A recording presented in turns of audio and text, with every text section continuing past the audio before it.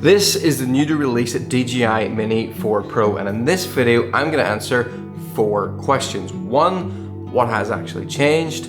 2, what changes that I wish had been made, haven't been made compared to the 3 Pro? 3, if you already have a 3 Pro, should you upgrade to the 4 Pro? And 4, who's this drone actually for, and are there any better alternatives? But let's jump straight in with those things that have changed. If you want to hear more details on these, there are plenty of videos that you can watch, but I just want to create a snackable, bite-sized video to help you make a decision quickly. And number 1 is, well, let's talk about the quality of the footage and the videos. And actually the changes there are marginal improvements, because the sensor between these two is exactly the same. It's the same 1/1.3 inch sensor, and they've updated the imaging pipeline, so they've been able to squeeze a little bit more quality out of it.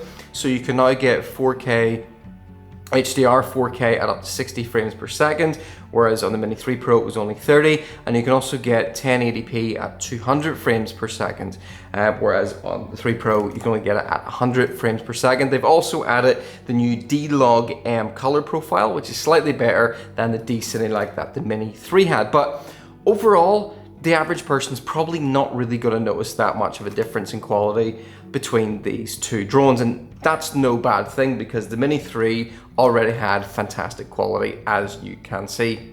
If you find this video useful, please consider subscribing for future updates. Thank you. Number 2 then, the Mini 4 Pro now has 360-degree obstacle avoidance with the addition of these 2 new sensors.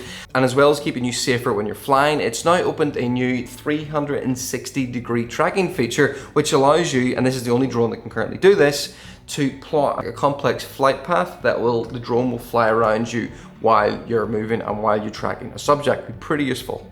Number 3 might actually be my favorite upgrade, and that's the new improved Gimbal Guard, because the Gimbal Guard on the 3 Pro I always found a nuisance to attach. On the 4 Pro, it's just, and that's it. Simple.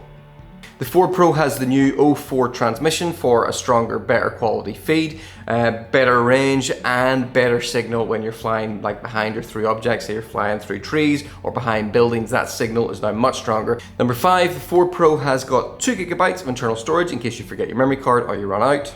6, it has a new improved night mode for cleaner footage in low light conditions. 7, you can now fly preset flight paths using waypoints, which is really useful if you're needing to repeat a flight path, say you're doing a time lapse showing different seasons. Number 8 is cruise control, where you can start on a certain flight path, hit a button, and the drone will just continue by itself. Number 9 then is advanced return to home. Instead of just going straight up in the air to a predetermined height and coming back, the drone can now come back and make its way over obstacles back to the home point. Number 10, we've got augmented reality flight paths showing up on the controller. And number 11, there's an augmented reality home point. So if you look in the video, you can now see an icon for the home point. Nearly forgot this one. There's now an AR landing shadow, which is great if you have to land in tight places. It now has extended legs down the front, which the Mini didn't have. It just makes it easier to take off on rough, uneven ground. It has an auxiliary light underneath for better visibility in low light and taking off at night. And finally, the drone now has a class sticker on the bottom designating it as a Class 0 drone, which in simple terms means this drone is subject to the least restrictions. And this could become increasingly important as drone legislation continues to change. So before I tell you what I wish had been improved, I just want to thank this video sponsor, the Drone Shack, a UK-based drone specialist retailer. It's always good to support local businesses and buy from specialists. So if you are thinking of buying the Mini 4 Pro, why not go and check out the Drone Shack, and they're one of the options listed down in the description below. So what I wish had improved and hasn't, well, for me, it's the wind speed resistance. I live in a windy country, and a little bit more ability to resist some of the wind speeds we get would have been nice, but I guess there are limitations with a drone this size. So is it worth upgrading from the Mini 3 Pro to the Mini 4 Pro? Well, that depends. For me personally, I will benefit from the new 360 tracking, the cruise control, the waypoints, the new gimbal prop guard, and the stronger 04 transmission.